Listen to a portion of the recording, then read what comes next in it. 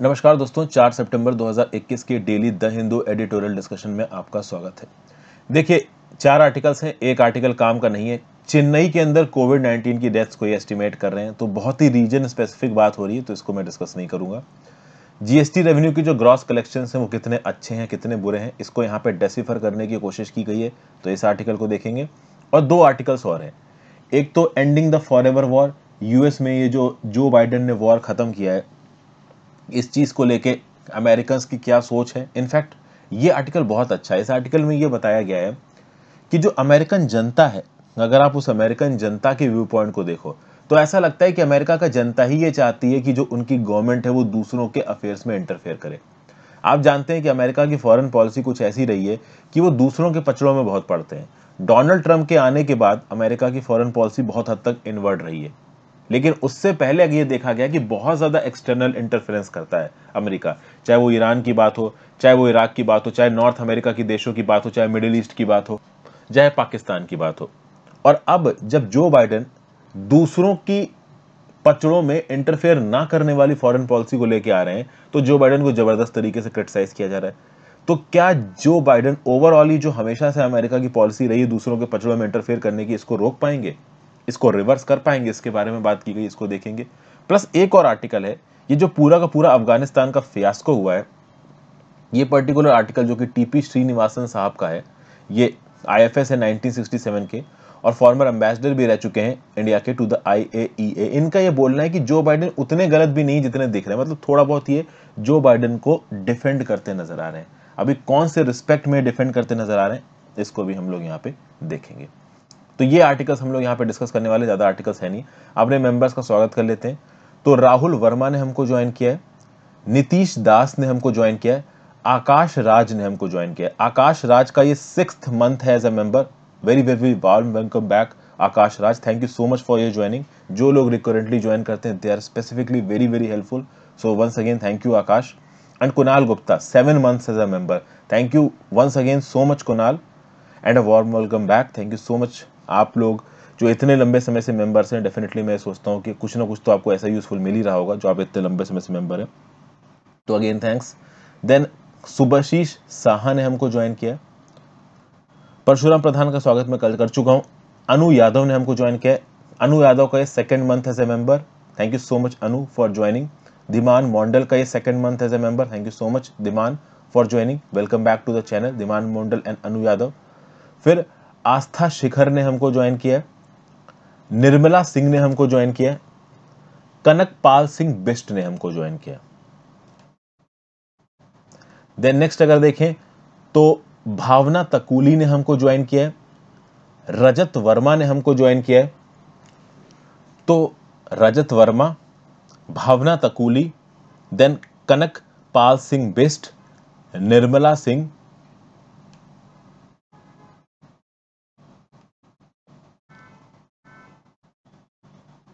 Aastha Shikhar, Dhiman Mondal 2nd month as a member, Anu Yadav 2nd month as a member, Subsi Shah, Kunal Gupta 7 month as a member, welcome back Kunal, Aakash Raj 6th में as a member, welcome back Aakash, Nitish Das और Rahul Verma. I welcome you all guys and girls as a member on this channel. Thank you so much for your consistent support and thank you so much for joining. तो चलिए अपने lecture को आज की date पे शुरू करते हैं बिना समय बर्बाद किए हुए। आगे बढ़ने से पहले वीडियो पे लाइक का बटन जरूर दबा दीजिएगा। अगर अब तक आपने इस चैनल को शेयर नहीं किया है, इस वीडियो को शेयर नहीं किया, कर दीजिए। चैनल सब्सक्राइब कर लीजिए। ओवरऑल सब्सक्राइब करने से आपको नोटिफिकेशंस मिल जाएंगे। अपने दोस्तों को सब्सक्राइब करवा दीजिए जो भी रेगुलर बेसिस पे इस प्रकार की वीडियोस में इंटरेस्टेड है, करंट अफेयर्स और कंटेक्चुअल चीज़ों में इंटरेस्टेड है। इंस्टाग्राम पे चाहें तो फॉलो कर सकते हैं, लिंक नीचे डिस्क्रिप्शन बॉक्स में दे रखा है। और टेलीग्राम ग्रुप जरूर से ज्वाइन कर लीजिए। इस लेक्चर की पीडीएफ आपको टेलीग्राम ग्रुप में मिल जाएगी और ओवरऑल बाकी लेक्चर्स जो आपके चैनल से रिलेटेड अपडेट्स हैं वो भी टेलीग्राम ग्रुप में मिल जाएंगे। अब बात करते हैं, certainly not the end of the road for the US. Even after the Afghan exit, it was disaster for various reasons. To declare it the demise of America is the misreading. क्या हो रहा है यहाँ पे, आप इस particular heading से ही समझ सकते हैं। ऑथर ये बोलने की कोशिश कर रहे हैं कि भले ही अफगानिस्तान में अमेरिका के जो एग्जिट है काफी डिजास्टर्स है, बट इसका मतलब ये नहीं कि अमेरिका खत्म हो गया, इसका मतलब ये नहीं कि अमेरिका की यहाँ पे इंपॉर्टेंस खत्म हो गई है। ओवरऑल अगर आप बात करो तो सबसे खास बात यहाँ पे यूएस के जो विड्रॉवल की है वो बहुत ज्यादा हेस्टी था, ठीक है। और जब यूएस ने यहाँ पे विड्रॉ किया है तो अब future of the United states की बात की जा रही है, किस हद तक यूनाइटेड स्टेट्स को रिलायबल समझा जा सकता है, किस हद तक यूनाइटेड स्टेट्स को सुपर पावर समझा जा सकता है, इस प्रकार की चीजें यहाँ पे चल रही हैं।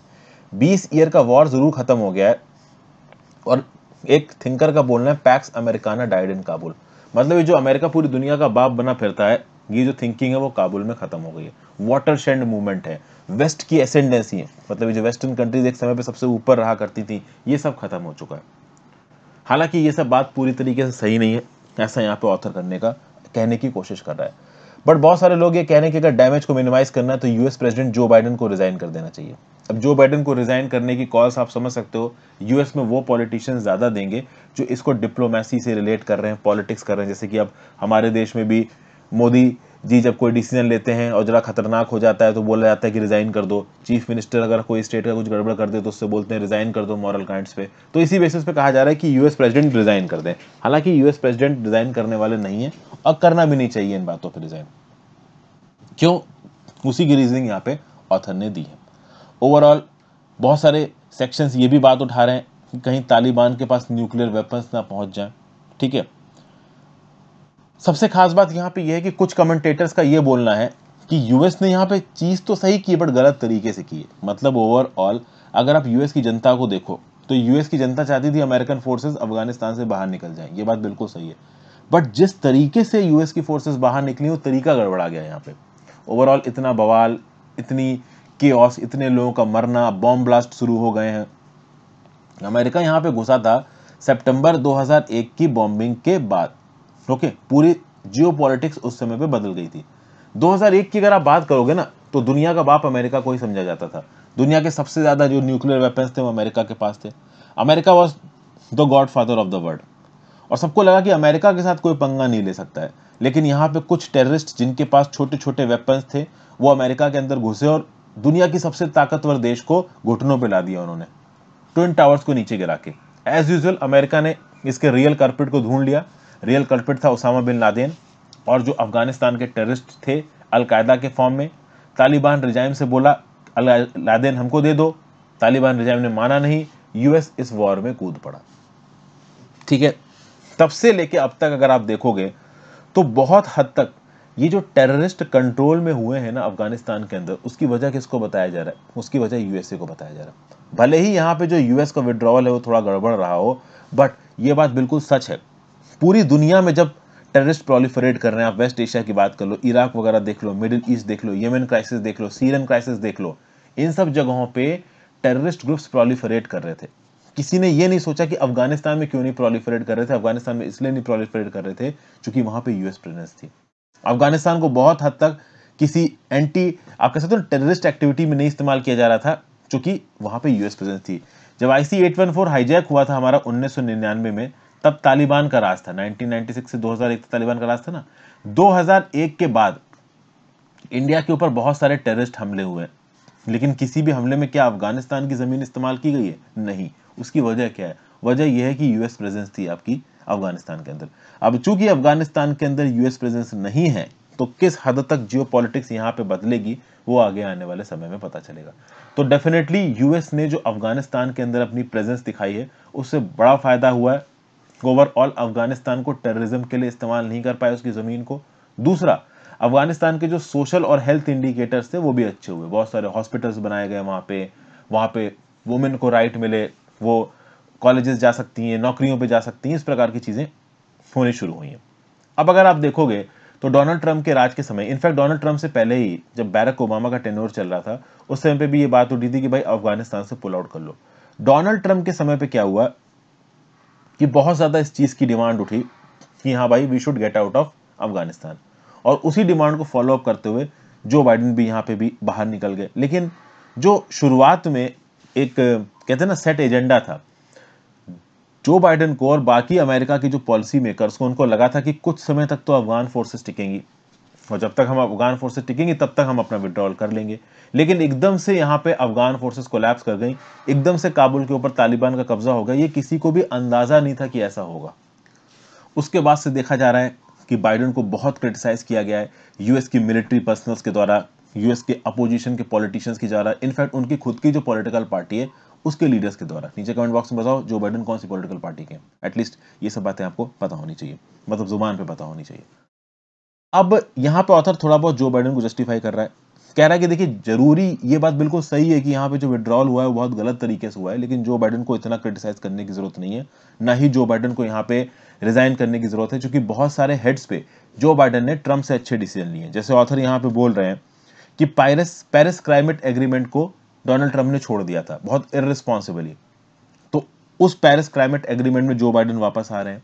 ओवरऑल दुनिया भर के ट्रेडिशनल एलाइज को जो बाइडेन यहाँ पे एश्योरेंस दे रहे हैं कि हम भाई आपके साथ खड़े हुए हैं, जबकि डोनाल्ड ट्रम्प के समय पे इस प्रकार का एश्योरेंस नहीं था।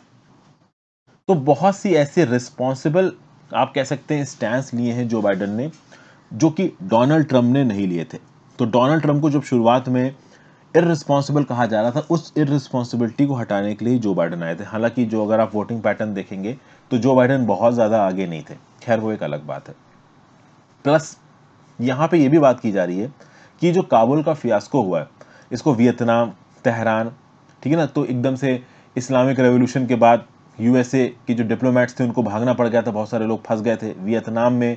जो साइगों, फॉल ऑफ साइगों था, 9/11, इराक, कोविड-19, इन सब चीजों को लेके भी यूएस के बहुत सारे राष्ट्रपतियों को ब्लेम किया गया है, ठीक है ना।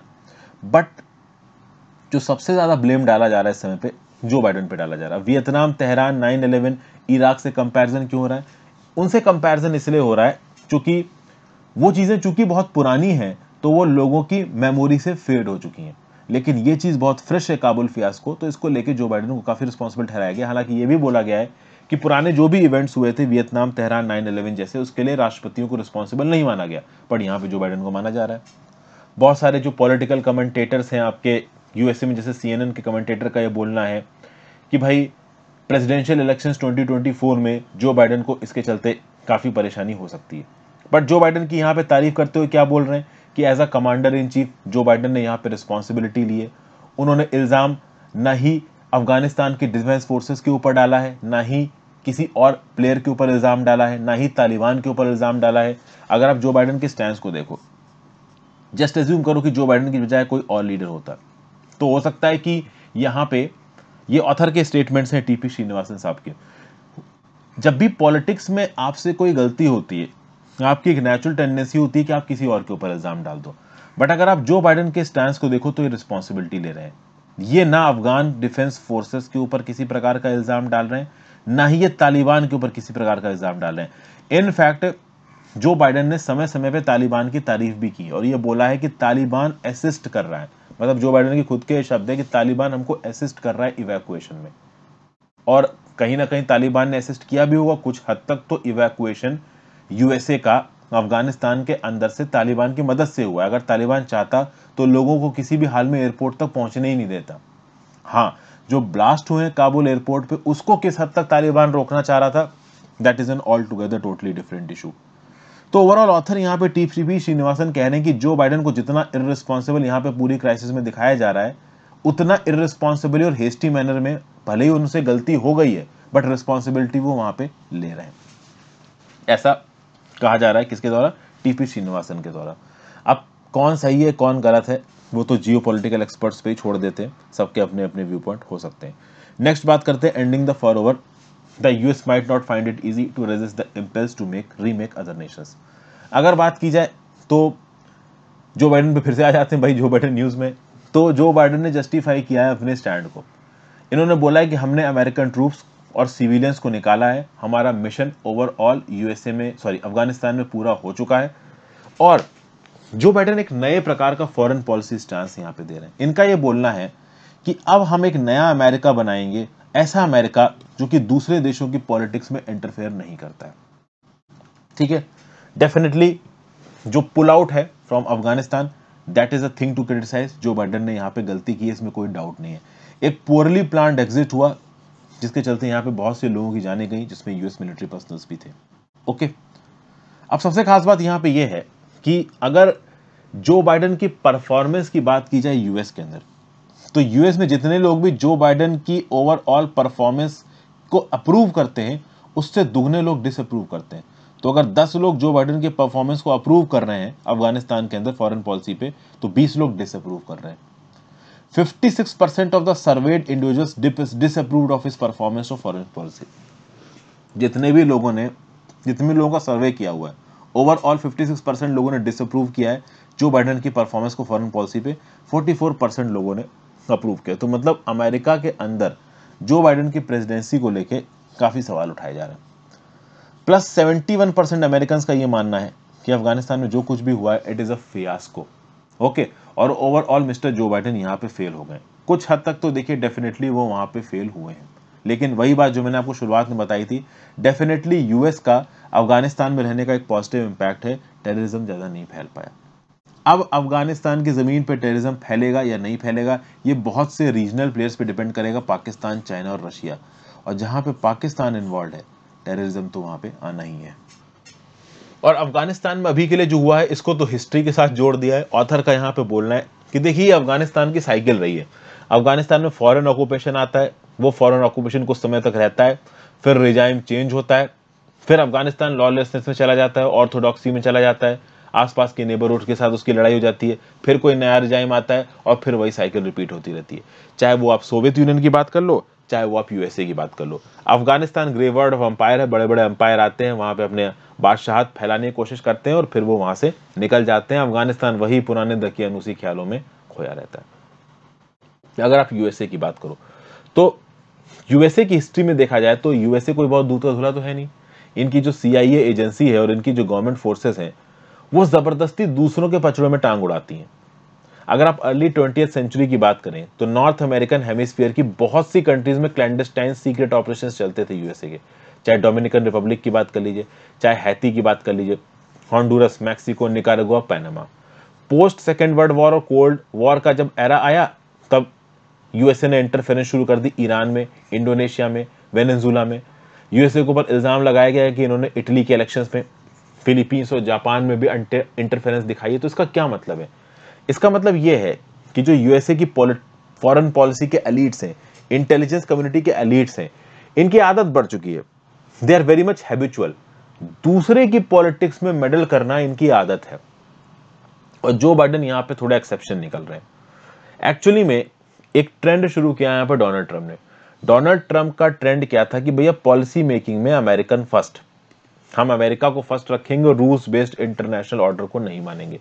कुछ हद तक रूल्स बेस्ड इंटरनेशनल ऑर्डर को नहीं माना तो यूनेस्को को छोड़ने की बात करने लगे। फिर भैया डोनाल्ड ट्रंप बोल रहा है कि मैं पेरिस क्लाइमेट एग्रीमेंट को नहीं मानूंगा। तो अपनी इंटरनेशनल रिस्पॉन्सिबिलिटी तक को मानना से मना कर दिया यूएसए ने। कब? डोनाल्ड ट्रंप के अंदर। तो थोड़ा रिस्पॉन्सिबल किया है चीजों को बाइडेन ने यहाँ पे। बट बाइडेन ने यहाँ पे एक नई प्रकार की फॉरेन पॉलिसी लेके आए हैं कि हम दूसरों के पचड़ों में नहीं पड़ेंगे। लेकिन अगर आप अमेरिका की बात करो तो अमेरिका का नेटिव पॉपुलिज्म, मतलब जो वहां के लोग हैं ना, अमेरिका के लोग ही ये चाहते हैं कि उनकी सरकारें दूसरों की कंट्री में इंटरफेयर करें।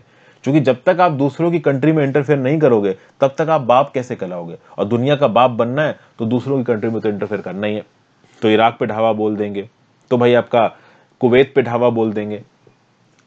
हालांकि ऐसा नहीं है कि यूएस ने हर जगह गलत इंटरफेयर किया। कुवैती जो गल्फ वॉर थे ना वो बहुत जरूरी थे, क्योंकि इराक का सद्दाम हुसैन बवाल मचा रहा था।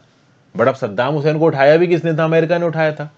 तो कुल मिलाकर अपने ही पछड़े पैदा करता है अमेरिका, उसके बाद फिर वो सुसु सुलटाने लगता है। तालिबान भी तो वही है। सोवियत को हराने के लिए तालिबान को मदद किसने दी? अमेरिका ने। अब तालिबान से ही लड़ रहा था अमेरिका। तो ये अपने पचड़े उठाते हैं और फिर उन्हीं पचड़ों से लड़ते रहते हैं। तो सबसे खास बात एंड में यहाँ पे यही बताई जा रही है कि अगर आप अमेरिका की पॉलिटी देखो तो अमेरिका की पॉलिटी में जो वहां के लोग हैं वो खुद ही यही चाहते हैं कि उनकी सरकारें दूसरों के पचड़ों में जाके पड़े।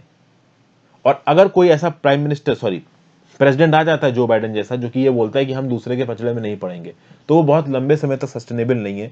क्योंकि अमेरिका की फॉरेन पॉलिसी इस बात पर टिकी है कि हाँ भाई दूसरे के पचड़े पर पड़ो। अब तक जितने भी पॉलिटिकल अबीट्स और पॉलिटिकल मास्टर्स और प्रेसिडेंट आए वो सब दूसरों के पचड़े में चढ़ते हैं। एक जो बाइडेन ऐसे हैं जो इसमें एक टेम्परेरी ब्रेक डाल सकते हैं। लॉन्ग टर्म में अमेरिका की जो फॉरेन पॉलिसी है, जो नेटिव पॉपुलिज्म है, वो इसी बात पे चलेगा कि हाँ भाई हमने किस हद तक दूसरी जगह पे इंटरफेरेंस की और अमेरिका की बाप बने को और आप कह सकते हैं बादशाहत को दिखाया। फिर नेक्स्ट आर्टिकल चलते हैं, अनइवन अपटिक। जीएसटी रेवेन्यूज की बात की जा रही है अगस्त की। तो अगस्त में ग्रॉस रेवेन्यू आए 1.12 लाख करोड़ के। लगभग पिछले 11 महीनों से हर महीने 1 लाख करोड़ से ज्यादा का ग्रॉस रिसिप्ट्स आ रहे हैं। बस जून वाले महीने में 93,000 करोड़ के ग्रॉस रिसिप्ट्स आए थे। क्यों इतने अच्छे ग्रॉस रिसिप्ट्स आ रहे हैं? क्योंकि मोबिलिटी रिस्ट्रिक्शंस थोड़े हटा दिए गए। जून में मोबिलिटी रिस्ट्रिक्शन ज्यादा थे तो 1 लाख करोड़ से नीचे चले गए थे ग्रॉस रिसिप्ट्स। अब अगर ये अगस्त के हम ग्रॉस रिसिप्ट्स बात करें ना, तो अगस्त में देखिए जो रिसिप्ट्स आएंगे ना वो जुलाई का जीएसटी होगा। देखिए जुलाई में जो भी धंधा हुआ है उसका जीएसटी रिटर्न फाइल करना होता है अगस्त में, तो जुलाई में हुए वो बिजनेस का जीएसटी रिटर्न फाइल होता है अगस्त में। तो ये जो अगस्त का 1,12,000 करोड़ है ना, ये आपका जुलाई की इकोनॉमिक एक्टिविटी का पैसा है। ठीक है भाई, तो अब धीरे धीरे हम देख रहे हैं कि जो कर्ब्स हैं वो हट रहे हैं और उस कर्ब्स के चलते ओवरऑल कलेक्शंस इंप्रूव हो रहे हैं। बट क्या सच में कलेक्शंस बहुत ज्यादा इंप्रूव हो रहे हैं? अगर आप अगस्त के कलेक्शंस की बात करो तो दे आर 30% हायर। किससे 30% हायर? तो भैया पिछले साल जो कलेक्शन हुए थे उससे 30% हायर। पिछले साल के कलेक्शन से तो भैया आप करो ही मत कंपेयर, पिछले साल तो पूरी ही इकोनॉमी लॉकडाउन में थी। हाँ, प्री पैंडेमिक लेवल 2019-20 के अगर आप अगस्त से देखोगे तो उससे 14% हाई है अगस्त के 2021 के कलेक्शंस। लेकिन 2019-20 के एक ऐसा साल था जिसमें इंडिया की इकोनॉमी बहुत नीचे गई थी। तो जो प्री पैंडेमिक ईयर था ना 2019-20 का, उसमें इंडिया की इकोनॉमी वैसे भी बहुत नीचे गई थी और उसके रिस्पेक्ट में सिर्फ 14% का इंक्रीमेंट अगस्त 2021 में, ये बहुत ज्यादा है नहीं। इसकी एक और वजह हो सकती है कि अभी भी हम लोग second wave of corona virus से उभर रहे हैं। हालांकि कुछ बहुत अच्छी चीजें भी हैं, जैसे कि कर्नाटका, तमिलनाडु, महाराष्ट्र में अच्छे जीएसटी रेवेन्यू कलेक्शंस देखने को मिले हैं। आगे आने वाले समय में गवर्नमेंट और अच्छे जीएसटी रेवेन्यूज को एक्सपेक्ट कर सकती है, बस कहीं तीसरी वेव ना आ जाए। तीसरी वेव का डर तो देखिए लगातार बना हुआ है। तो इकोनॉमी तेजी से रिकवर कर रही है, कोविड-19 से रिलेटेड रिस्ट्रिक्शंस हट रहे हैं और इकोनॉमी तेजी से रिकवर कर रही है। जो जीएसटी कलेक्शंस हैं अगस्त के, वो जुलाई की इकोनॉमिक एक्टिविटी को दिखाते हैं। अब जुलाई की इकोनॉमिक एक्टिविटी जून से तो बेटर ही होनी चाहिए। अगर आप देखो तो जुलाई में ऑन एन एवरेज हर दिन 21 लाख यानी 2.1 मिलियन ई बिल्स जनरेट हो रहे थे और जून में लगभग हर दिन on an average 1.8 million E bills generate हो रहे थे। तो टेक्निकली जून का जो जीएसटी कलेक्शन है उससे ज्यादा होना चाहिए था जुलाई का जीएसटी कलेक्शन। अभी जून का जीएसटी कलेक्शन कब होगा? जुलाई में होगा। और जुलाई का जीएसटी कलेक्शन कब होगा? अगस्त में होगा। तो अगस्त के जीएसटी कलेक्शन निकल के आ रहे हैं 1.12 लाख करोड़ और जुलाई के निकल के आए थे कितने? 1.16 लाख करोड़। अब जुलाई के 1.16 लाख करोड़ जून की जीएसटी एक्टिविटी है और अगस्त के 1.12 लाख करोड़ जुलाई की इकोनॉमिक एक्टिविटी है। बट जब जुलाई में number of E way bills produced per day जून से ज्यादा थे तो ओवरऑल जीएसटी कलेक्शन कैसे घट गया? तो अगर 1.16 लाख करोड़ से चीजें 1.12 लाख करोड़ पहुंच गई हैं तो 4% डिक्रीज कर गई हैं। तो जब number of E way bills बढ़ रहे हैं ऑन एन एवरेज 1.8 मिलियन से 2.1 मिलियन पर डे पहुंच रहे हैं, तो जब ई वे बिल्स बढ़ रहे हैं तो इकोनॉमिक एक्टिविटी बढ़ रही है, तो जीएसटी कलेक्शंस बढ़ने चाहिए। बट जीएसटी कलेक्शन 4% कम होते नजर आ रहे हैं। तो ये ट्रेंड देखिए समझ में नहीं आ रहा है। तो रिकवरी जितनी फास्ट यहां पे दिखाई जा रही है एक्चुअली में उतनी फास्ट है नहीं, थोड़ी चॉपी है। ओके, प्लस सरकार यहां पे क्लेम कर रही है कि पिछले कुछ महीनों में जो कॉम्प्लियंस लेवल है जीएसटी का वो काफी बड़ा है। अगर आप देखो जीएसटी रिजीम की सरकार का डाटा है, 4 साल पहले के जीएसटी रिजीम में 6.6 मिलियन टैक्स पेयर से, मतलब 66 लाख टैक्स पेयर से जुलाई 2021 में टैक्स पेयर पहुंच चुके हैं 12.8 मिलियन पे, मतलब 1.28 करोड़ पे पहुंच चुके हैं। अब यहां पे एक चीज पे क्लैरिटी नहीं है कि भाई इन 1.28 करोड़ में से कितने लोग रेगुलरली हर महीने जीएसटी रिटर्न फाइल करते हैं, क्योंकि इस नंबर को सरकार अब पब्लिश नहीं करती। तो जीएसटी रेवेन्यू पे सच में कितना कॉम्प्लियंस हो रहा है और कितनी ग्रोथ हो रही है, इसके डिटेल्ड फिगर सरकार के द्वारा पब्लिश नहीं किए जा सकते हैं। तो ओवरऑल जीएसटी कॉम्प्लायंस कितना एफिशिएंट है, इसके बारे में डिस्क्लोजर सरकार की तरफ से नहीं होता है। इनफैक्ट स्टेट वाइज रेवेन्यूज भी कितने आ रहे हैं कितने नहीं आ रहे हैं, ये सरकार के द्वारा सेलेक्टिवली शेयर किए जाते हैं, पूरा का पूरा डाटा रिकवर नहीं किया जाता। प्लस अगस्त में हमको ये भी देखने को मिला है मैन्युफैक्चरिंग रिकवरी थोड़ी कम हुई है। ये किसने बोला? ये आरबीआई के गवर्नर ने खुद बोला है। ठीक है, सर्विस सेक्टर थोड़ा स्ट्रेस्ड है, month on month service sector थोड़ा गिर रहा है। तो हम ये कह सकते हैं कि अगर हमको जीएसटी की पूरी पिक्चर देखनी है तो उस जीएसटी की पूरी पिक्चर को देखने के लिए जरूरी यह है कि डिटेल्ड डाटा यहाँ पे पब्लिश किया जाए। तो थोड़ा इनडायरेक्ट शक्तियों में यहाँ पे सरकार को भी क्रिटिसाइज किया जा रहा है कि सरकार भाई detailed state wise data publish नहीं कर सकती है, किस तक हद तक जीएसटी कॉम्प्लियंस हुआ है उसको भी बहुत डिटेल में पब्लिश नहीं कर सकती है। और इन सब चीजों के चलते में एक क्लैरिटी नहीं आ पा रही कि एक्चुअली में जीएसटी कॉम्प्लियंस कितना हो रहा है, कितना रेवेन्यू आ रहा है, ओवरऑल इस जीएसटी रेवेन्यू में से नेट रेवेन्यू क्या है, कितने स्टेट्स में जीएसटी का कॉम्प्लायंस बढ़ रहा है, कितने स्टेट्स में घट रहा है, बहुत सारी चीज़ों पे क्लैरिटी नहीं है।